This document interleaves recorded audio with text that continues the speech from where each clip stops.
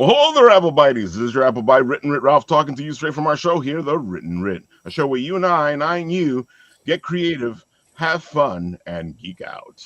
As you can see by these plethora of beautiful people, we are ready to do that geek out, have fun, and today we are all over the place. We got some D&D, we got some horror, we got some video games.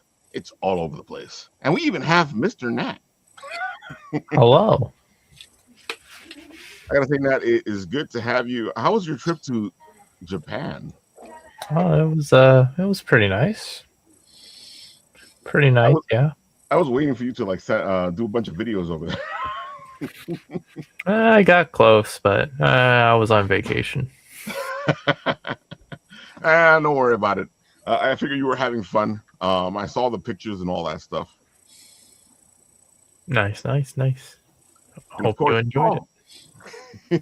Of course, Paul is back. He's been gone for a little bit. It's good to have you back, my friend. Thanks, man. I appreciate it. It's good to be back in the saddle again. I miss doing the show. It's wow. It's been like wow. It's been a month. I wish I would have 8. I've been a lot more fun than what I did for the past month, so it's all right. Hello, William Russell. And of course, it's getting dicey. You guys are busy as hell, all over the place, having fun. Your con season hasn't started yet, right? We had one so far. We've had Paige. That was just the. Oh, I forgot about Paige. So far, that's a big one too. Probably in the 30s again this year. Yeah, we actually took a little bit of a break this winter, which was nice. So I don't know how you guys do it, man. That's a lot of conventions. I'm one to talk because we hit a lot of conventions. You guys really do too. And we were just talking backstage of what 250 that we're tracking now between the two of us. Oof. Just a couple of conventions we're tracking. Just a couple. And Kevin Davis, it is good to finally have you on the show. I can't wait to hear all about the stuff. And you know what? Why don't we start it off? Why don't you tell the people, since you're the new guy here, why don't you tell the people all the good things about yourself? Give them the spiel. Well, first, thanks for having me on here. Been a fan of the show for a while. Well, first, I am an author, comic creator, and I'm much an entrepreneur. I've been told I'm a go-giver because I do a lot of different things at once, and I occasionally get yelled at for not sleeping. So it happens. It comes with the job, but I'm getting better at it. What's this thing you call sleep? I have no idea. I get yelled at for not having it. So. Sleep. I don't know what the sleep thing is. Hey, Matthew. So keep going. Go ahead. Tell the people all the good stuff. I've been looking at this, and I see you're still at the notify stage. Yeah, Halloween comes out on Friday the 13th this Friday. That I didn't realize it was Friday the 13th at all when I chose the date until someone brought it up to me. That's what you told me. Yeah. But I have been a huge horror fantasy fan since I was a kid. When I snuck around to watch horror, and my mother banned me from watching it, but I still disobeyed her. So yeah, but I've been in comics for this. This is my 4th year in comics now, and this is my 3rd official book. I actually am confident to bring out now. Halloween has been in works for about 2 years because I've had like 1,000 drafts written, and I just hated each one of them. I know that feeling. That's a lot of hate, Kevin. I don't know. But Halloween came together as a joke with a friend of mine. We were just randomly talking about movies, horror movies, comics, and stuff. And just came up with the idea. I was like, what if we did a clown story where it's twin brothers dressed up in the same clown suit and called them the duplicate killers and going around social media just to find random people to kill. And we were just joking around, of course, but then my brain started getting creative and like, you know what? I could do some damage with that if I should be serious with it.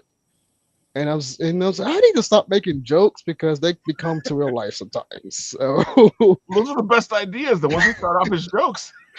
Yeah, because I kept thinking about it. I kept playing around with it. The next thing I know, I'm writing a full-fledged script and outline for a 2-part Halloween series. So this Kickstarter is part one of the Halloween two-parter.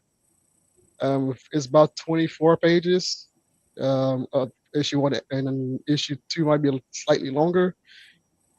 But this is issue one, and the story is where the original duplicate killers are named Evan and Ethan, but they have been dead for decades.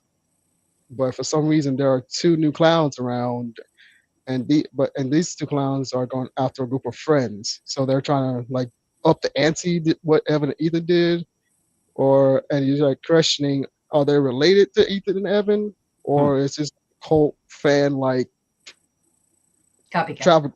Yeah. So, and I will say this is one of the hardest stories I've ever written so far, because my original drafts, I was like, oh, too much like Halloween, scratch. Too much like Scream, scratch. I was like, no, I need to do something crazy and original.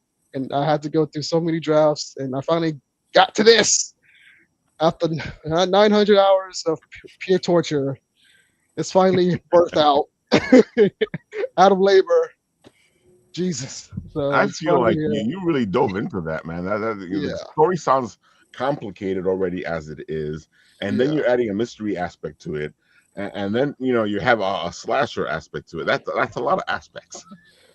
Yeah, my brain gets weird. When I'm watching movies and TV shows, I take a concept from different things at once and try to make it my own my own creative thing to do. And as I've been told from my artists, I have a crazy brain, and some people say that I terrify them because of what I write. I'm like, I just have an imagination. I want it to flesh out, so it just comes out like that. So yeah. That's not a problem, folks. That's exactly how us creatives come up with things, and that's why they always say that we creative people are crazy. Yeah, pretty much. Well, I'm excited for this, Kevin. I'm following you, so I can't wait. You said it's coming on the 13th. Yes, sir. That's Friday the 13th. Can't wait. Thank you. That's great. I mean, the story looks really cool, and this artwork looks amazing. So I'm excited for it. I hope you love it, because this was a torture to write. So yeah. Did you do the illustration as well? Oh God, no! That's another headache. No, God, no. I gotta tell you that the illustrator is good, because I'm not a huge fan of clowns, but these clowns actually look kind of cool. Yeah, this is by my artist Leonardo. I don't want to butcher his last name, but I put his name at the bottom, I believe. But he's in Brazil, either Brazil or Argentina. One of those. I meet a lot of people, so I kind of forget where they are. If I'm being honest, but. I met him on Fiverr or Fiverr, or what it is called, and like a couple years ago, and we became friends instantly. And I was like, "Hey, I got this weird idea," and I just pitched him as an artist. I was like, "What do you see when you read the script?" And he's like, "Dude, this story is crazy." And as soon as we just started communicating how to bring out the story, he sent me sketches instantly. I was like, Jesus, dude, I just told you about it. Good Lord. Damn. See, but that's when you know you got something, and that's when you know you got an artist that's gonna help you. Oh yeah. And I let him pitch in like ideas of how we could flesh out the panels and make it even more scarier and a bit more crazier. But I always try to say, I'm not too much of a gore person. I want the gore to match the story. And I don't want to be like the Terrifier thing, where it's a straight up gore party. Like I want people to feel the characters and feel the story and be able to relate to the characters and actually for the gore to make sense of why these characters got emasculated the way they did. So yeah. I feel like we were saying earlier, this is a mixture of things. So it's not pure slasher. So you wouldn't be all gore. Exactly. There's some thinking involved here. Exactly. And if you have a mystery, then there's another aspect of it. So it kind of elevates it. Yep. And I'm a big like murder mystery fan, and so that's why. And speaking of my friend Evan, is actually the one who actually helped me with the story. Who I mentioned, he's not out. We were joking around about it. And he actually wrote a novel version of it called The Duplicate Killer that's coming out later this year. See, that's the way to work it, man. Yeah. You got It's a like, bit it's here, funny, you when I got a talk bit about him, there. he actually pops up here. I was like, hey, speaking of my friend actually helping with it. So yeah, it's crazy. It's really crazy. So you've been working on this for a while, but you've been doing other things as well, right? Yes, sir. What else do you have? As we let them look at this and go sign up to get notified, people, because I put the link in the comment section, so go do it. Go ahead, Kevin.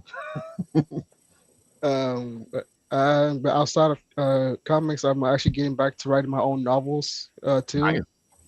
I'm working on a novel about my life and mental health, and I'm basically and I'm also want to challenge my writing against like writing some drama, so like comedy, um, and just expand my horizon a bit and just have fun. And this is actually a little bit about myself on my Instagram. I was As he like, hey, this pointed is out. perfect. So, so you can actually see it more than I can say it. So yeah. Dude, let me ask you this. How was it? Were you a writer first, novel, or have you been doing comics the whole time? Because I I know started out, jumping into the script of comicing is a whole yeah, other thing. yeah. I started out writing novels first. I actually wrote the story of the first novel I wrote was about my life like a couple years ago, but I took it down because one, I didn't think I was in a good headspace for it yet, Mm. or like in a good experience, if that makes sense. Because I'm very introverted, and I was like really scared to like share me and share about my life. And so after about a good 5 years, 6 years now, I'm finally picking that book back up and rewriting it and actually telling my story. So I'm getting back to that. And then of course I got some horror novels coming out too. So yeah. I guess I'm happy you said that because a lot of people think that once you put something down, you're done with it. Yeah. And as a creative, we never are done with anything. And the Wow. problem is that's the problem. We're never done with something. Sometimes we'll decide to leave something alone. Yeah. You Yeah. you don't want to do like Lucas and come back and go, this is the new Star Wars original Yeah. trilogy, and you that stuff I did before, I'm not even gonna let you see it anymore.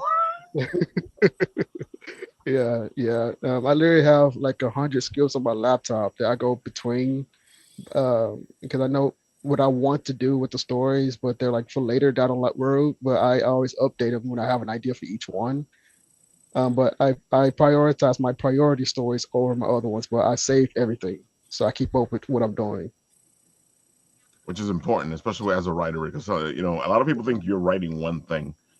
Maybe some people do that, but I find that most writers are working on more than one project at the same time. Yeah, I am. That's why I get yelled at for not sleeping, and people actually do I ever sleep because like every post I post on Facebook, I'm posting a new link. I'm working on this book, and then I'm working on this book. Then I'm working on this book, and so that's why I always get the question. I'm like, dude, do you ever sleep or take a break? I'm like, yes, for like 5 minutes. So yeah. Again, I say it, sleep. What's this weird thing? So yeah. Oh man, yeah, no such thing as sleep, folks. I can say, I'll say what I said. What my friend says all the time is that I'll sleep when I'm dead. That'd be a lot of sleep. Oh man. Oh yeah. I gotta say, Herman, as a dungeon master, because this hits as well, because I feel like as a dungeon master, I know me as a dungeon master, I'm constantly working on more than one, what do you call it? One project campaign idea at a time. Yeah. Yeah. Well, I'm always working on a ton of different campaign ideas, but one of the things that I think is the best part about D&D is the aspect where I'm not the best writer in the world. I know that.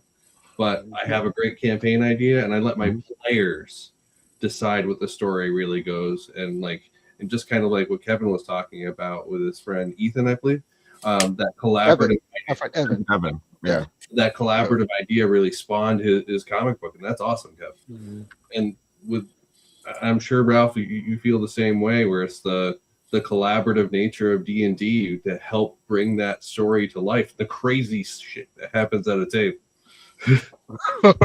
I completely agree because I think my writing style has developed the way it has developed because of the nature of Dungeons and Dragons and that whole creative process with friends. Because usually what happens is you're sitting there with your friends, and the idea for the campaign comes from all the stuff that you're getting from them, especially if they're going to be in the campaign. And I always love it when something that they said and they forgot about shows up in the campaign, and they're like, "You son of a bitch." That's right. You got to write it all down. All those crazy things you say. Oh, you have a brother twice removed? Sure. Now that's the big bad evil guy. Oh, I love throwing it to them out of nowhere. I said that, Ralph, but that was like 2 years ago. In my notes. Oh man, and if I find it as a writer, I love D&D, and I've talked about it on the show a bunch of times, where it's helped me in the writing process, in the creative process, especially because you're constantly dealing with people, and your story has to change because most of the times your players will not do what you want them to do. Schools are actually starting to use D&D for writing Yeah. and creative writing classes, which is pretty cool. So. It's the same thing here. Like one of my best explanations on writing came from using D&D as a background, because I was like, well, let's start it off like this. When you first start off in D&D, you create your character. So you start writing your character, and you're working in this limited space. And then, as you become a better player, your character story gets better and better and more broader, and you have fun with it. And then, you become the dungeon master. And at first, you're playing in this sandbox. You're playing with all these books that, and these worlds that And as you play in them and you start to understand the worlds, then you go, hey, I can create my own world. And now you're writing your own thing, and you're getting creative, having fun. And I feel like that's the best way to explain the writer's process, because you start off here and then you end up here. Yeah. Yeah, I'm getting a little tired of Icewind Dale, so it's good to have some. Let me ask you, Paul, because I know you play Dungeons and Dragons as well, and you've been working on the video game. The whole creative process on the video game, is it anywhere similar to what we're talking about? Yeah, I'm having a major ADD experience with it, because it's just the way I would look at it is I just keep getting ideas and approaching them, and it's like, okay, I was working on programming, now I got to do something else because I came with this idea. I want to make sure I start fleshing it out a bit, and that's what I like about it. I mean, I know I'm doing this by myself, but what's really cool is just going off these tangents and realizing that this could be something even bigger. It's just a matter of like trying to get those ideas out and get them on paper, which is what I love. So it's really cool. And I gotta say, like, as a kid, one of my favorite things to like dream up and go is making my own video game. And it was always an RPG. So I think I've always been in that Dungeon Masters phase my whole life. That's what I wanted to do. I wanted to create an RPG, and watch it become a video game. Well, I think, the whole point of, creating your own world is like, yeah, you can have a godlike mentality and not have to worry about it, which is cool, so do whatever you want, blow anything up, and no one's really going to care because it's my world. I love it. So, Cass and Herman, why don't you tell the people all the beautiful stuff about you guys? Go for it. Sure. So I'm getting the okay. You go. It's getting down. I'm actually on though. Yeah. So that's no. I gave you full credit. but it makes sense for you to go. So we sell Dungeons and Dragons dice and accessories at a variety of conventions across the Northeast, from anywhere from Washington, D.C. up through Maine, and as far west as we've done some shows out in like Ohio area. So like quite the large area of the Northeast, but the company's just us and we love it. I think we're covering 9 states is what we more than that. More than that currently. So Sweet Jesus. Yeah. And it's literally just us and our dog. Our dog Jedi, which you can see lovely in that picture. Yeah. Yep. In his cosplay. With Deborah Ann Wall also there. Oh, True Blood. Yeah, True Blood. And she's also Daredevil. Him too. Yeah. Cool. That was a design that I did a custom box for her based on her Oh, nice. new live. That's beautiful. Well, I say new at the time, but her live. Yeah, so we Ooh. go to the Northeast, and we're now expanding out to another venture called the Geek Outbreak. That's going to include a We're variety not of ready to things. talk about that yet. In a couple of weeks, I promise Ralph that he'll get first exclusive as far as that goes. But Hey, take your time. You know, we already know that you guys said you're we gonna are come back planning on the on show. still doing a March 14th launch. It just has changed. So.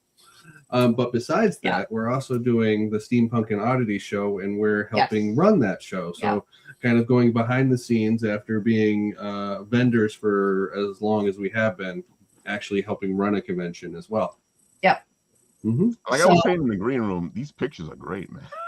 So all thank of these you pictures because were done by Jess. She took all of them. I did all those. Nice. Wow. So the Steampunk and Oddities Expo is going into its 4th year.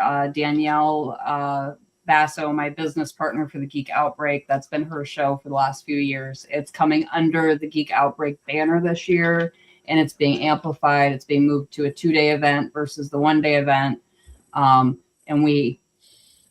I have many plans for this event. So that is all I'm going to say right now about it. But oh, the suspense. It's good. We're planning on making it fully interactive. And so the Steampunk and Oddities show is going to be in Skinebus, New York, kind of in the middle of New York State almost. Yeah. And that's going to be on May 9th and 10th, which is Mother's Day weekend. And we're actually going to do some extra special things for moms on Mother's Day weekend and give them free things as they walk in. Yeah, and I do need to give 100% credit to my business partner for this event for the last few years, because she's pretty much done it by herself. And she's awesome. And it's going into the 4th year. So that she has the support she needs backing her. I'm very excited for what this is going to be turning into this year. I gotta say, you know, it's important to have a group of people for helping you out. We know this already from helping a lot of events out ourselves. Mm-hmm. So the more help you have, the better it is. And so it's fantastic that you guys are jumping in this direction. You know, but I feel like it's getting dicey kind of has helped you guys out in that, because you guys are pretty much these organizers of trying to find all these beautiful dice and bits and pieces in the gaming community as it is, because I love how eclectic it's getting dicey is with all the stuff that you guys bring together. So it's been probably about 2 years now since I actually took all of our dice off of our website. The website no longer exists anymore. I moved our custom dice tray system to an Etsy thing. And the reason we did that is because the way we purchase dice, it's less of purchasing wholesale and more curating a collection. Right. And when I only get 1 or 2 of each kind of dice, it's very difficult to keep up on the website. I was doing it. I was killing myself. But I was doing it at one point. But I was yelling at her to make sure she sleeps. Oh, it's the word again. Trying to work on this new project. So that blew up in his face. That's becoming a 4-letter word now, sleep. Oh, man. But yeah, dude, our guys dice stuff can be found on online, but that's it right now. You have to come. I actually had a friend of mine who your dice selection. Who I had sent to your website, and they came back to me going, Ralph, there's nothing there. Yeah, because what do you mean there's nothing there? They got a lot of great stuff. The only thing that was actually on our website was the vendor master list, which we're amplifying, and we're going to move it over to the Geek Outbreak website, and the dice trays. And the dice trays can go right on Etsy because we make those in house. So we just didn't really see a need for the website, and the Geek Outbreak is going to be taking a big focus on everything going forward. So. It's getting dicey, isn't going anywhere. It's just kind of on a coast right now. So fair. It's just the way it is. Sometimes you guys are in a transition period. You guys are going from one thing that you are to another thing that you are. We're doing both for the first year, Ralph. Yeah. Speaking of trays, I gotta say I love your trays, your custom trays, and I know a lot of people like them too because sometimes you have these trays and you're like, oh, okay, this is nice, but I like the fact that you can actually change the mats so that you can have something different. Well, you can change them, and a new concept that we introduced, I don't think you've seen us at a show since then, is stacks. Which if you click on the Etsy link to bring that up, it says it on the top. But basically, it allows you to take the mats and actually stack. We don't recommend over 4, but you can actually stack them so that it increases the cushion on the tray for gemstone dice, and it also forces heavy metal dice to roll appropriately instead of just plunking. I know exactly what you're talking about, though. Oh my God. Oh yeah, I rolled it right out of my hand when it was unmobile when I hit the table. Got it. So, I guess it's a weighted dice, then you're saying, Cass? Yeah. I mean, I have hematite dice in right here, and the weight on these are ridiculous. They're not as heavy as like the tungsten, but the tungsten ones are also like 5 to 10 grand. So good luck with that. Ouch. Yeah. Jesus. We priced them out because we wanted to get a set just to kind of showcase, and it was It wasn't that much. But Well, I've always said that. It was a couple thousand. Like it was. Ooh. I've always said that the dice could be a weapon in the game. Oh yeah. Our D100s we have lovingly referred to as our bludgeoning weapon for years. Oh, that's right. I've played with those. Your guys is heavy. Ooh, Jesus Christ. Okay. Yeah, so we don't manufacture the dice. We manufacture the dice trays, and I'm the artist on 95% of the trays. But the dice I think last time I checked, we're up to 15 distributors I source from. Wow. And I have agreements with a lot of the some of the bigger names so that I don't have to meet their MOQ, so that we can have a better selection, which is why you always are impressed and you always see new things because definitely I'm constantly bringing in new stuff. So, and it's a lot of D&D related stuff as well. It's not just dice. It's mimics. It's oh my god, it's so much. Every time I run into you guys, I'm like, ooh, look at this. Ooh, look. Because sometimes that D&D adjacent swag is what you're looking for. Mm-hmm. Yeah, like one point, I think that this was something that you liked at one point, Ralph. Ooh, uh-oh. Yeah. I am getting something. I just got to figure out.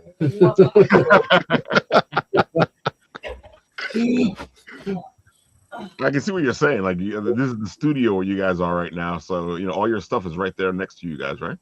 Yeah, she did that mural on the wall. Oh, that's a beautiful mural. I was just looking at that. When she that went is back gorgeous. there. Yeah. Wow. See, folks, creatives. We don't sleep. No, we don't sleep. No. Again, what's this sleep thing? But while she's looking for that, There. randomly. Got it. There we go. Oh, the mimic chest. She wanted to show the mimic chest. Yeah. Oh yeah, I have one of those. Oh no, that's the other one. Whoa. Yeah, this That's thing the is heavy. other one. This is solid. Oh. That is solid metal. That's the metal one. I got the wood one. But like some of the ones like the dice I get are just freaking adorable. Like look at that. See little baby Oh skulls? my god. Oh my god. Isn't that cute? Yeah. I remember I like finding the new shinies. I remember that Nathan was having trouble because he wanted to get one of the gem dice from you guys, but he was like, I'm never going to use it.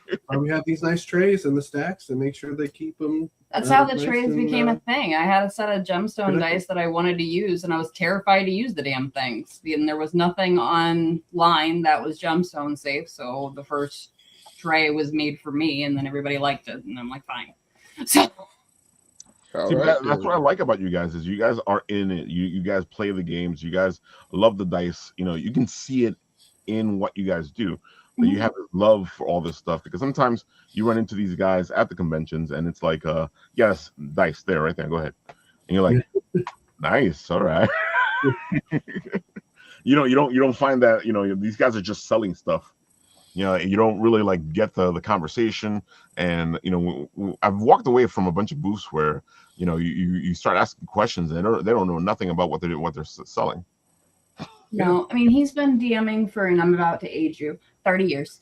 And like I actually don't play very much tabletop, but because ADHD, and by the time it gets around to the table, I'm off in La La Land doing something else. But I've always loved dice as a general rule. Like, there's just something aesthetically pleasing about them to me, and just sitting there rolling them, and it just makes me happy. So I agree. I'm a dice goblin myself. Yeah. Yeah, you can't be a dice goblin without playing. Just saying that. Oh, I completely agree. The reason I want more dice is because I'm playing, and that's why when I'm at your booth, I'm usually like, I'm gonna stay over here. I'll buy the other stuff. I'll stay away from the dice. I remember about the first year, Ralph. Every time you came to us, you were cursing us because you were like, "Damn it!" Exactly. Oh my God, it was beautiful dice. It was beautiful weighted dice. It was beautiful gem dice. It was beautiful dice in general. Even the regular dice you guys have, you guys would get them from someplace, or there'll be like an interesting thing, like the ones in the test tubes where you put it all together and it's like, here, this is Fireball. Yeah, and last year we kind of did a shift where we're angling more towards higher end looking dice. Our price points have remained the same for the since we started. I will point that out. I agree. I just, the economy sucks, but at the same time, like, people that need their hobbies and their happy place shouldn't be punished. So we've never adjusted our prices, but we haven't adjusted the quality of dice we're getting in at those price points. Even better, even higher quality. Yep. And when you guys get stuff from them, it is high quality. I can tell you that much. It's beautiful stuff. It's high quality stuff. Kevin, I have a question for you. Speaking of price points and all that, when the Kickstarter kicks off, what are you looking for to fund? That's an important thing to know. This one's about $300, and that's right. You're keeping it low. Okay. Yeah, that really goes into printing. But plus, I'm still very new to Kickstarter, so I'm trying to be smart with it.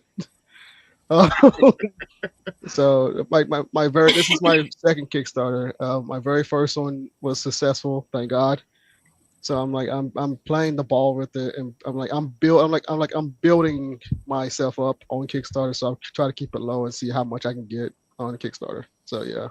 And it's important that you said that because I love telling the audience, folks, sometimes these guys on Kickstarter, they bring the price down so that they can start off and they can fund. Once they fund it, they can build the money. But that doesn't mean that they're out of the red. That just means that they're funded.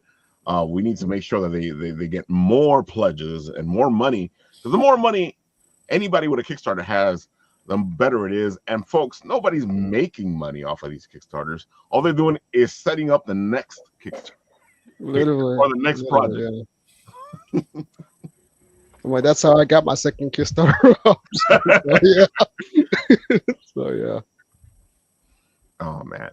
And Paul, speaking of needing help and money and all this other stuff, why don't you tell the people all the good stuff of what you do and all and why they should help you? Come on. All right. So, I've been out of the commission for the past month, so I've gotten to know Procreate very well in my iPad, and because I can't stop working even when I'm trying to convalesce. But anyway, I came through this hump over the past month, and we're working on episode 2 now of Time Enforcers, and episode 1 is available in the app stores for download, and it's actually doing pretty well. I'm pretty excited that it's doing as well as it did, but I'm really excited to get episode 2 going. It's really meant to take a deeper dive into the Time Enforcer universe, and as a result, like I was saying, it's almost like an ADD experience for me. Learning how to get these games on the platform where it's universal has been a bit of a challenge. And what I have been doing is trying to repurpose any kind of artwork that I'm using to create the next episode. There's a lot, you have to be kind of lean and mean when it comes to loading these apps on the App Store. And so I've actually figured out a way to make essentially animated movies so that they can appear on both the iOS and Android platforms, because for whatever reason, iOS will play like MP4s, but Android won't do that. You have to use like OGG or OGV movies. And so it's like, to make two separate movies is going to be a trial. So I've actually figured out a way to do animations to essentially make the animated movies, because the whole point of Time Enforcers, it's really meant to be based on what's called universal design for learning. I really wanted to make this an experience for kids of all reading levels to have fun playing it. And so that means, when you go through the game, the characters animate, there's word balloons that pop up, and the voiceover is tagged to the word balloons. So you're actually seeing and hearing the game at the same time. And you don't necessarily need to be a high reading level to do it, because essentially the word balloons are the closed captioning. So that was a big challenge for me. I figured it out. But as a result, because of the ADD experience, I figured out, well, if I'm going to have to animate, essentially illustrations, why don't I do a digital comic at the same time? So that's where I came up with this idea to actually make a physical comic for episode 2. And if it's okay, I'd like to share what I've got going on so far with that. Just share away, my friend, share away. Yeah, give me 1 sec. Go ahead and do that. Let me pop it open, and then I'll go ahead and I think it's open already. Let me just double check. Yeah, let me just go ahead and share this. Give me 1 second, guys.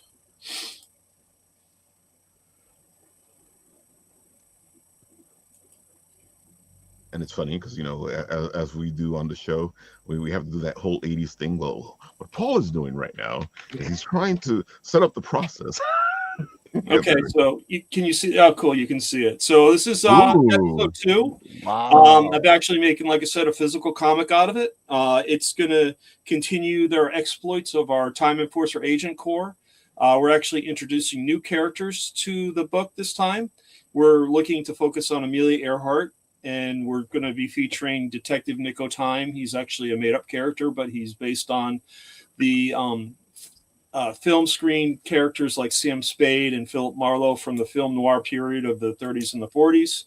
And we're also going to be featuring Togo, who was the sled dog that ran the Serum Run in 1925 in Alaska. And Maisie, who is the mechanic for Amelia, is actually a made-up character, but I really wanted to bring in another female character also, to make it more diverse. She's African American, so I'm pretty excited about that. And the thing about Maisie is a little bit of background on her. She actually, get this straight, Paul. She went to, where'd she start school? Her undergrad work, I believe, was MIT. Mm-hmm. And then she graduated. Then she went to Caltech for advanced temporal dynamics. So she's just not a mechanic. She's actually, a high-end engineer. I really wanted to make the characters inspire kids and really have them say, if they can do it, I can do it too. And it's really the whole point of what I'm trying to do, with this whole program, is really get kids to, one, learn about history and see how important these people are and how they affected, all our lives, but also get them to say, if they can do it, I can do it too, and take the initiative and go forward. So that's the cover reveal. And I'll just go to the next page. And in the inside front cover, I found this great quote by George Orwell, which is so appropriate for what the Time Enforcers is, and really ties into our main villain, Chronolith. And so I thought this is really cool in terms of who controls the past, controls the future, who controls the present, controls the past. It's just that whole paradigm, which is such a great thing. And then being a big history buff and just loving, the whole sake of, trying to bring in other genres to this whole experience, I really wanted to have a summary of what happened in episode 1, but I wanted to do it in a fun way. And so I came up with this idea of doing a film reel format. So if you look at the old film reels from, news reels from like the World War II era, and that started before the movies actually played in the theaters, that's what this is based on. So, I wanted to have everything have some semblance of importance to this. And so I came up with the news organization, Axiom Intergalactic News, and Axiom means a statement that is self-evidently true. So there's a lot of underlying currents in here that, I'm really trying to make a play and make this really an enriching experience and just not throwing things out there. So you've got this whole timeline in chaos moving forward in terms of what's happening, and the GSTC, which is the Galactic Space Time Consortium, is going to move into action to try and stop it. And so this whole film reel that you're seeing, played out in a page-by-page format is actually going to be an animation. So it actually look like a real film reel where the character on screen and Ed Henry will be speaking, and tied to his voice will be a voiceover. So it's all meant to be serving as a basis to do this whole animation as the end goal. And so the film reel is all talking about what happened in the last episode, in episode 1. The Galactic Space Time Consortium is under attack, and of course we have our evil character Chronolith, who's looking to control all manner of time, space, and reality. And then we touch into the whole point of how different timelines are under attack, and that's why you have like antiquity under attack, and you have the minions flying over Cairo and the 3 pyramids. And so this is again a lot of fun for me. I just like researching the history, but bringing all these elements together and really trying to tie it into a cohesive storyline. And then the next page, in terms of the summary from episode 1, the first Time Enforcer was captured. Kaizen, at the end of episode 1, depending on how you finish the game, ultimately he gets captured by Chronolith. And so this whole point of him being captured, I'm not going to say ineptitude, but really the whole point of the GSTC not knowing how to handle Chronolith is being posed as a type of uncertainty, which in terms of Axiom News takes advantage of. And so, going back to the whole Yale journalism from the turn of the century in the 1900s with William Randolph Hearst and what he did with the news to try and slant public opinion, that's the same thing that's happened with Axiom. So, really trying to tie in different things in terms of things that happened in history. Having some fun with it, with tongue-in-cheek type of messaging. But the whole point is really to expose kids and let them know you can have fun while you're learning and you're reading at the same time. And so I have a lot more developed beyond this, but, I'm really hoping to get this comic done so that, one, I can serve the basis for the animations, which I'm ultimately going to do for the game itself. But two, I'll have a physical product that I can have at the end while I'm doing shows, essentially. So it's going to be pretty cool. I gotta say, Paul, like this also helps you out, because if you have this running on a screen, it kind of gives the idea of what's happened in the first episode or what the game is without you having to say it all the time. Yeah, it's just that's the whole point. I mean, it's really meant to be an immersive experience, and really so that kids can play it. And what I love about video games, when it comes right down to it, is the story they tell. For the most part, I'll buy a video game just because I like to see the story behind it. That's really captured me, like with Destiny and Assassin's Creed. The first Fallout that came out, it was all the story behind it and the way they really brought an animation sequence into it. So it's like you're watching almost a movie while you're playing a game, and it's really what I really want to try and accomplish with this. So ultimately. But having, the comic book, I think, is a great experience as well, because graphic novels are really a great way to engage kids, especially kids that have problems, reading. They can have the pictures and then the, simple word balloons and such doing that. And it really provides them an outlet where they can, do this whole ability to read, but you don't really need to be, reading a whole prose. It's just, it provides a way for them to engage. So. I gotta say, it's one of the reasons I love D&D as well is because, it lends itself to socializing, to learning things, to getting some kind of therapy. Yeah, because I know what usually happens is that you put you go, okay, you make your characters, and then somebody will go, this guy is nothing like me, and I'm like, sure they're not like you. Yeah, a lot more like you than you realize. I mean, that's really cool, and that's what I love about it. That's what I love about fantasy. That's what I love about taking history, sites in history, people in history, and really with Time Enforcers, I can pretty much do whatever I want with them, because it's a comic book and there are no guardrails, there are no rules. Why can't you have fun while you're doing it? Exactly. So that's what I love about this the most. Cass, Herman, you got something? I just have a question. So it seems like this was designed very much around educational for like history. Have you partnered with any educational establishments to try to get this because this would have helped me in school 100%.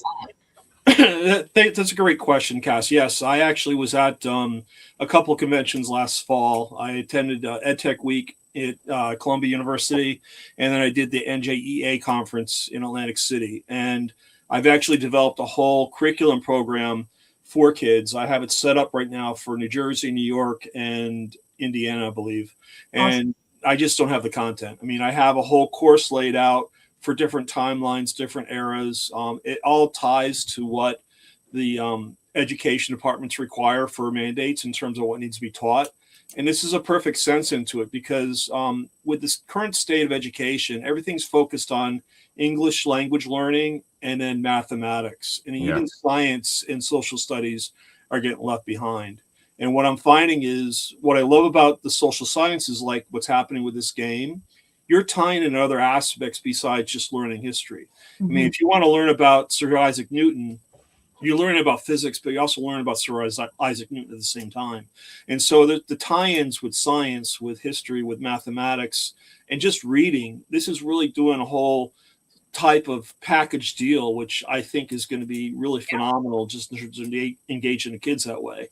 In addition to the whole curriculum format, I've actually set up a whole back end for educators where the teacher can go in, select which courses they want to teach, because really there's like different modules. Each episode is a module, so they can select which module they want to teach, and it tracks the kids' progress as they go through it.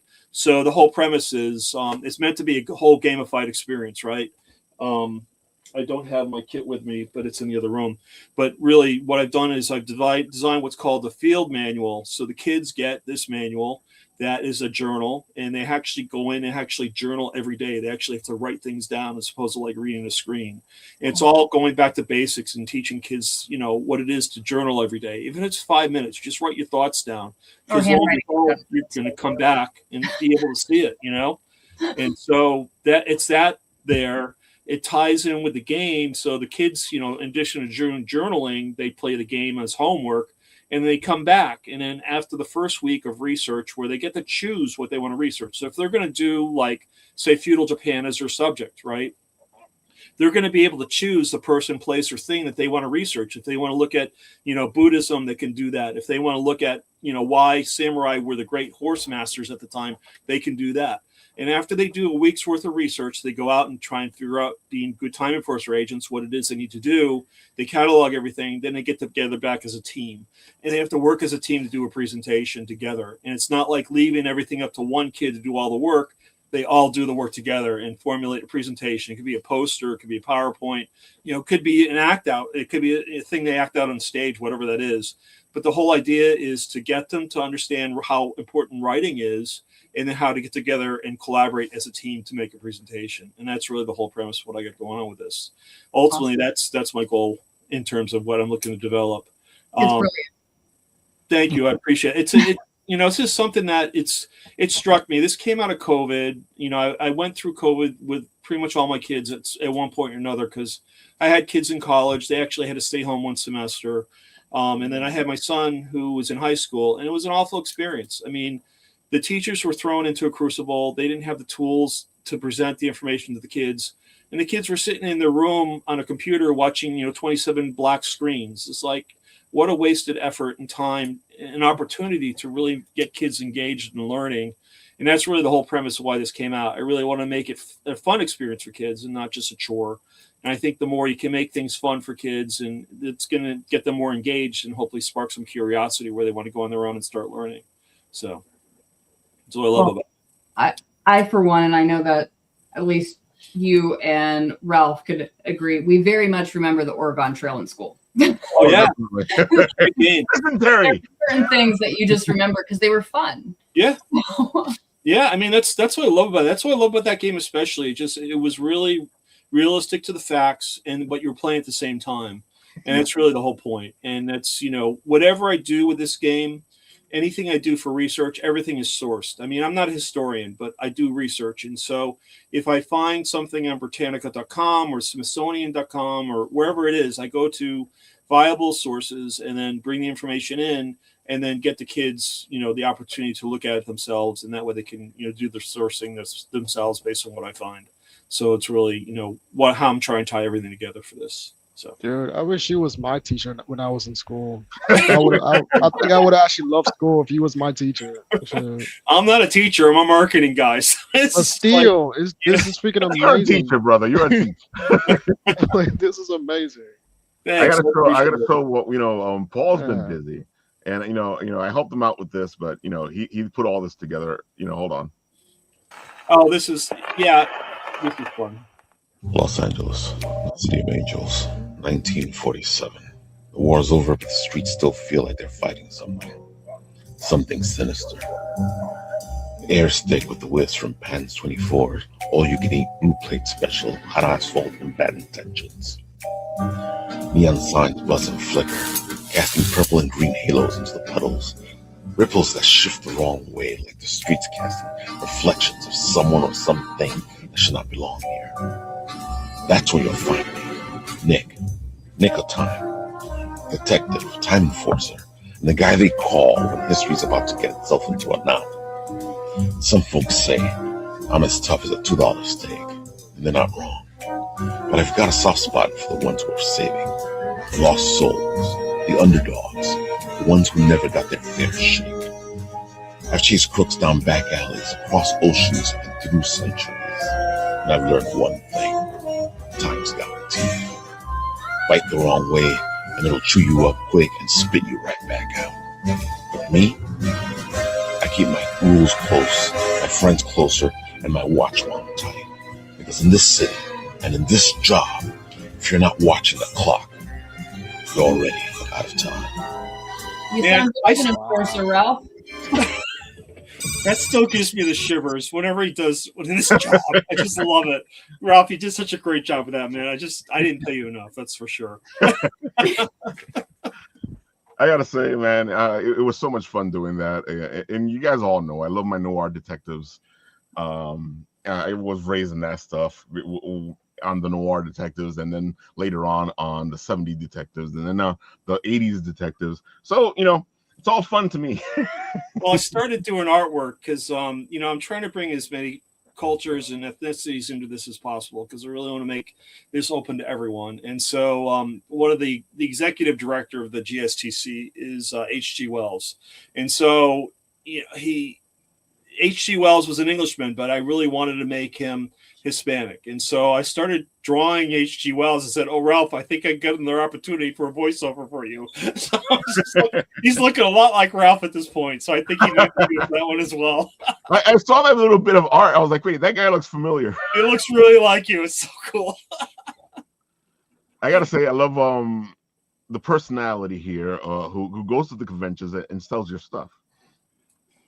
Yeah, I just love it. I mean, I dress up as C.T. Haugens, and he's the other partner in the GSTC. And, I'm actually, in a future episode, he's going to meet up with Einstein, so I can't wait for that one. So it's like, it's going to be so much fun. That's the crossover I'm waiting for. Exactly. Well, one of the first panels, one of the only panels I remember from being a kid, was the crossover with Star Trek and the X-Men.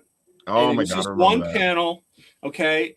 And I think it was Cyclops. He said, "Dr. McCoy," and both Bones and Hank McCoy turned and said, "Yes." Said, "This is great." I love it. I'll never forget that. So it's like, that's my inspiration for CT and Albert Einstein. They're going to get together and butt heads. Oh my God. I gotta say, I really also like the fact that you hit all these artist stuff. And these are our artists that we all know in the conventions doing their things, and you help them, and they help you create your world. Yeah, I just I've been inspired. I mean, I've got so many pieces of artwork I haven't been posted yet. I'm so behind. But yeah, I really like doing this, how you can draw a Time Enforcer's character. I've met up with some really well-known artists and those not so well-known, but just being able to promote them and get them out there and get a little traction under their feet in terms of having them noticed is really my ultimate goal with that. So just love their creativity, which is first and foremost why I do this. I just like seeing how people interpret, my ideas and how they draw them. So it's really a lot of fun. Oh yeah, and he has so many plans, which is what I'm saying. You guys need to help out Paul. You're still doing that thing with Well, the good news is Fractured Atlas, which is I teamed up with for fiscal sponsorships. I've actually can now go out and start getting grants through Fractured Atlas. So I'm in the process of looking to get it. So I'm pretty excited about that. It'll probably start with smaller grants around my area, but if I can start doing that, in addition to Kickstarters, which I'm hoping to do with the comic book once I get closer to finish, I'm looking to do the Kickstarter with that, as well as sell it at the cons. I'm pretty excited. I mean, it's just a matter of, not sleeping, which is okay. There's that sleep. There's that word again. What is it with you people? Oh my God, folks! As you can see, a lot of creative people here, a lot of fun, and in a way, all this stuff comes together as usual, especially on the show. You see how Kevin leads to Cass and Herman and Cass lead to Paul. Because it's all related. All this creativity comes together. Whether it's art or writing or whatever you're doing. Because which is one of the reasons why I like using D&D as a format to writing, because it helps me, because I've created so many stories for D&D and Vampire the Masquerade that it's made it easier for me to create. Don't forget about eating. What's eating? Oh, eating's easy. I just sit at my desk and eat. That's no problem. To sleep. Yeah, I eat and write, so that's easy. I forget to eat sometimes. Like I was about to say, and that's making fun of me because I forget to eat, and if he doesn't remind me. Yeah. This Paul's is also true, but you're also at my dinner table, so yeah, that's true. Paul's seen it too, where he's like, "Come on, Ralph, come on, eat something," and I'm like, "No, later." Oh yeah, at the cons, forget it. He's walking around talking to everybody. It's like, when you eat, I'll get there sometime. It's like, whatever. I go into food coma, so like when I eat, I'm done. Like, and I don't have time to be done. So. No. I gotta say, that's what usually happens with me. Like, we've gone to the diner after the fact that I'll start going. Yeah. Especially some really good food. Exactly, man. Yeah. Because it's the fun thing about this whole thing, about the conventions, about all this stuff, is that it's the friends, the food, the talking, which is one of the reasons why I started Bit Nabble, was because I wanted that conversation that happens across the table, and I wanted to bring it to everybody, because sometimes people can't go to the cons, but this is the conversation that folks have at the table, and then people always ask me, especially when I put the camera on them and everything, they go, "What am I gonna do?" And I'm like, dude, just do what you just did. You came off your table, you gave him the spiel. It's the same thing you're doing. Just do it. Kevin, have you been hitting the conventions yet? Not yet. Yeah, interesting. It's TBD until I make it there. So, especially I keep learning about every new one that keeps coming out. So there's like 1,000 conventions I just found out about. Yeah. So I'm like TBD when I make it there, but I'm going to make it there. Just don't know when or which one, because there's so many coming out at once. So yeah. Kevin, my suggestion to you is we're in the business, so we have a lot of friends. Find somebody that can give you like a corner of their table. That way you can do it with somebody else, and that way you can get the taste of it. And you're not doing it by yourself. Okay. Because I always say, also, because you figure, one of the problems you're having is you only have a couple of books right now, right? Yeah. And I already said, when I go to conventions, I'm going as a fan. I am not working, but I will have my books with me. I will have my books with me, but I am not working. I am going as a nerd fan and just exploring everywhere. So, yeah. Because I do find that, especially for indie comics, one of the best places to show off your stuff is at conventions, because you grab the audience, and this is not an audience that will follow your Kickstarter, because they want to get your stuff there at the convention, and they go, "We'll catch you the next time we see you." Mm-hmm. Like here in my city, I go like crafts fairs, showing off some of my stuff and passing out my business cards. So I've started somewhere, but I haven't gone to like full-fledged conventions yet. So yeah, start small, hit the small. Yeah. Somebody that's already doing it. Yeah. So. And I had a friend of mine who like, my first convention is gonna be New York Comic Con. I'm like, no. New York Comic Con is overwhelming. I'm overwhelmed, and I've gone for 10 years. It's its own thing. Like, oh yeah. it's a completely different Yeah. We haven't done New York City Comic Con. We've been doing about 35 shows a year for the last 5 years. Oof. Attended, but That's a lot. attending that one is Yeah. a different thing. Wow. Well, that's the thing about the smaller cons too, Kev. I mean, that's how you learn your craft for selling. I mean, just to jump into New York City, you don't want to blow that opportunity because it's really expensive. But doing smaller cons, believe me, I've seen I the stumbled prices. big That's why I time. said The first no. cons I was doing was awful. It was so embarrassing. Yeah, I've seen the prices. That's why I quickly said no. Yeah. I'll see you. I'll see you in 10 years, maybe. I don't know, but Yeah. no, I'm not going there first. And this other convention, yeah, I don't know if in your area they have the library cons. Those usually aren't as expensive as the other cons. So the thing to do is to find the cons where you're not paying that much.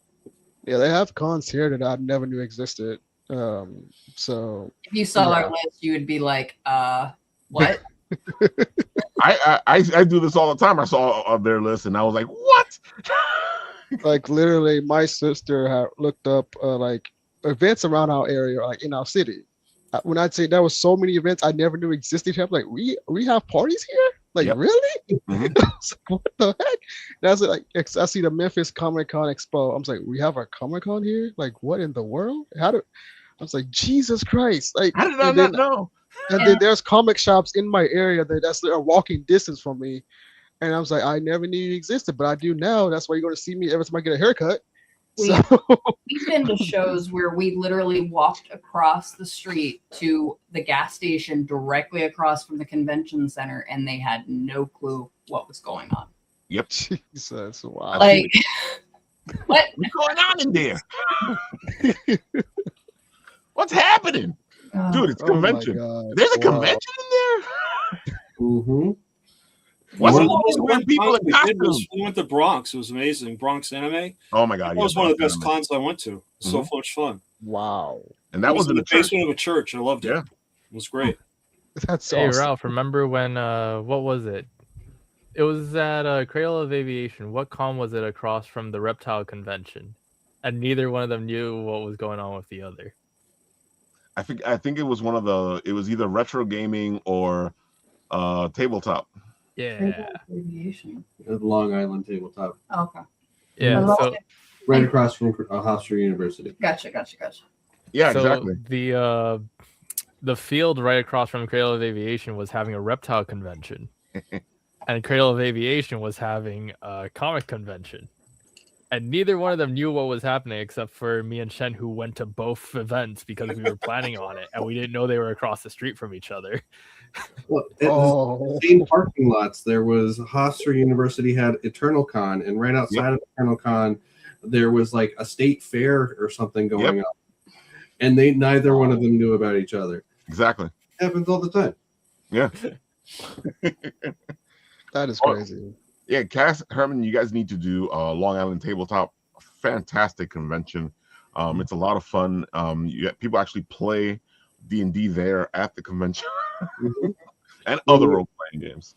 We were just talking about Page as the first one of the year for us. Page Philadelphia Area Gaming Expo had like Frank Mettenster there, Kelsey Dion, Baron Rupp, Bob the World Professor Builder, DM, Bob World Builder. Grace Like, World Destroyer. yeah. So these are all like dungeon tubers and such. Frank Metzer is one of the original people who was at TSR when Dungeons and Dragons was made. Yep.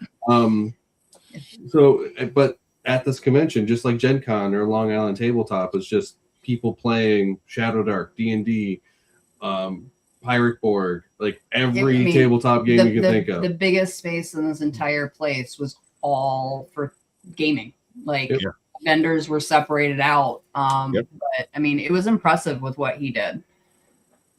I love the gaming conventions. And it's so funny because they're a big thing now. They were smaller before, but it's amazing to see D&D and role playing get their own conventions where people where you can go and it's something amazing to see. Because before it was like, oh yeah, the D&D guys, they're in the corner of our comic book convention. They stuck baby in the corner again. Exactly. Okay. Yeah, they always stuck us D&D guys in the corner. Well, trying to hide you away. Well, it's You're funny like, to think that Gen Con started off in like Gary Gygax's hometown, and Gary Gygax had a big part in starting Gen Con. yeah, And now it's one of the biggest conventions in the world. And it's all still tabletop role playing. yeah. That sounds so weird. You saying that Mm-hmm. because you think of Gen Con, Yep. it's like PAX, Yeah. but they all start somewhere, folks. Penny Arcade. Yep. Oh my God, I love the conventions. I love all types of conventions. That's why Bit and Apple covers all the beautiful stuff, because there's so much stuff out there. And you'd be amazed at what has conventions. There's a chocolate convention in Long Island coming up too. Chocolate convention. There's a Comic Con at Hershey's Chocolate every year. Like, Oh yeah, the Hershey Comic Con. Comic Con there every year. Wow. That's a good one to hit, folks. Mm-hmm. We have not been able to been there yet, but I'm also kind of worried that random pieces of chocolate will be on the ground and he will eat them. So I mean, have you guys been to WaterCon? WaterCon? No. So, in the US, there's a convention where people get water from all over the world and they taste test to see what area has the best water. Oh my God. I like this. And this is a yearly thing. Huh. for lack of a better term, that sounds a little dicey. Yeah, I think I'll stay away from Chernobyl. I'll skip that one. It's all right. Oh man. Oh, folks, I hope you guys are having a lot of fun over there. Kevin, why don't you do one more thing? Tell the people all the places they can find you. That way they know. And I'll show it off over here. Go for it. You can find me on Facebook at I am Kevin Davis CEO, Instagram I am Kevin Davis Official, and my website at kevinside.com. And Halloween on Kickstarter. And there goes that one. Yeah, and that's kevinside.com. That's my publishing company website. Dude, that is cool. Thank you. Love it, love it, love it. All right, Cass and Herman. And also, you can find everything I do on the website, so I don't have to spill out my guts telling you. So you can just see it yourself. That's what websites are good. That's what they used to be about. It used to be that you just go to the website. Now, if you tell somebody to go to the website, they go, "What the hell is a website?" So yeah. All right, go, Cass and Herman. So at It's Getting Dicey is Facebook. Instagram is at its_getting_dicey. Our website, we have our Etsy page, but we also have thegeekoutbreak.com, and that's where all the convention stuff is going to be, including the Steampunk and Oddity show. Yeah, so if you want to follow the new project, and very, very exciting things are coming, then follow the Geek Outbreak on social media or the website. The first event, as you can see, is going to be the Steampunk and Oddity show, but the Geek Outbreak is so much more than that, and more information will be coming soon, and you'll get it right here on Ralph's show. So also casted all those pictures that you see for the Steampunk and Oddities on screen, and we have to give a quick shout out to PyroPen, who did all of this artwork for us as well. All of the amazing artwork actually on the website is by PyroPen Art. I believe it's 13 on Instagram, and he is an amazing artist. And he actually donated all of his artwork to us in order to use, nice. Because I was fighting with Canva and its lack of being able to filter out AI. It's annoying. Yeah, which I'm doing a million other things. So unfortunately, I cannot do the artwork myself right now. But PyroPen, he's great. Yeah, he's amazing. His artwork's amazing, and it fits exactly what we were looking for. So thank you again, PyroPen. See, folks, teamwork. Teamwork makes the dream work. We work together. Now, Paul, go for it. Tell the people all the places they can find you. Go for it. Sure. Time Enforcers Episode 1 is available for download. Pretty much all the app stores except for Google Play, but you can go to timeenforcers.com/get and you can connect to the App Store. It's available for Mac, PC, iOS, and Android. And actively working on Episode 2. Follow us on Instagram, Facebook, Blue Sky, X, I don't know, LinkedIn, at Time Enforcers. We're there. It's all the same, at Time Enforcers. You'll find us. No problem. I'll be posting more. How would you draw? I was actually trying to work on Eddie Avila's artwork piece next, which was great. He did a fantastic drawing of Kaizen, which is just amazing. I just have to get it up, hopefully this weekend, which I'm excited about. So much. Yeah, I've actually been with Paul for a lot of this stuff, and he's not kidding. There's a lot of art and stuff that needs to come up. Yeah, it's just the time. Don't remind him. I can't remember. He's trying to get some sleep over here later tonight. I need a time machine. That's what I do need. That'd be great. Distort reality. Just you have a time machine. Oh man, folks, it's a great game as well. You got to see the second episode that's coming up. It's cheaper than a donut. I mean, I go to Dunkin' Donuts now. It's freaking $2.89 for a donut. My game's only $2. Come on. It's and $2. Doesn't already know him. Jedi says hi. Jedi. It's a beautiful dog. I love it. What kind of dog is I saw him before. I was like, oh. It's a Pomsky, Pomeranian Husky. Awesome. But he is my service animal. So anytime you see us at a show, he will be with us because he has been at every show since we started. He just turned 5. That's He's great. still a baby. We did our very first show ever, like our very first convention with a puppy. Oh wow! With husky. Oh, wow! Can I point that out? Wow, Wow. dude, how was that? It wasn't. He was still doing his training. He was doing good, but he was a puppy and he was bored. No, after that first show, really the only takeaway was we need to get a damn dolly. So just some things you just don't think about when you do your first show. So. That's funny. Well, thank you for giving me the heads up when I do my first show. Yeah, it's something on wheels. You're gonna want it. Noted. So. Of course, I want to remind you guys, and he did mention that his Kickstarter is there, but it's also kicking off on Friday the 13th. By accident, because I did not notice it was Friday the 13th. So it makes perfect sense for it, though. It does now. Friday the 13th. So if you hate clowns, I'm not sorry, but I still hope you love the To be fair, the front is clearly a clown. So yeah, if you don't like clowns and you still get this, then well, exactly. So, Godspeed with you. That's not on you at that point. So well, I like clowns, and I think this book is going to be a lot like with Shannon and what she does to me when she comes on the show. I'm going to freaking. Speaking of Shannon, the goal is for me to have a Friday the 13th show because I love Friday the 13th. I have good luck on Friday the 13th. So I always enjoy doing stuff on Friday the 13th. And this year, we have 3 Friday the 13th. February, March, and November. Yep. The funny thing is, I knew about the one in March, November. I didn't know that was one in February. Yep. No, wait, well, you didn't know about the February one? No, So you knew the March and November one. Okay. Yeah. It's funny because February and March is the same exact dates. That's Literally. because you And got I that twofer with the 28 days in February, so you're Exactly. all Yeah. I mean, I don't know why I didn't think about that, but it just it worked. It was meant to be. That's what I'm saying. It was meant to be. It's a horror launch on Friday the Exactly. 13th. You couldn't have picked a better date, even if you intentionally did it.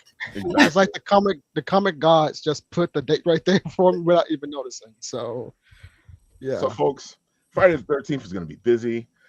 If everything works out, you will see Shannon, the ghostess with the mostess. I mean, the hostess with the ghostess. She will be here doing her usual spookiness. So just join us. Hopefully that's what's going to happen because, I'm planning a 13th show. Maybe it'll just be me and Shannon. Oh, wait. You might even see Kadma because I think I might have convinced her to come on to the Friday the 13th show. Oh. Send So me we'll see what happens. I'll be there. Keep your ears out. I'll be there. You I'll let you know. should have Kevin on, and that way Kevin, if you want to come on Friday the 13th, You gotta come Hey, back. When you just send me the link, I'll be there. So, There you go, Ralph. just send me the it'll link. probably be a 10:30 show on Friday the 13th. So Great, even better. I'm a night owl, so that's even better. folks, get ready to get spooky. So with that, we'll do what we always do on the show. I'll press the button, and where it stops,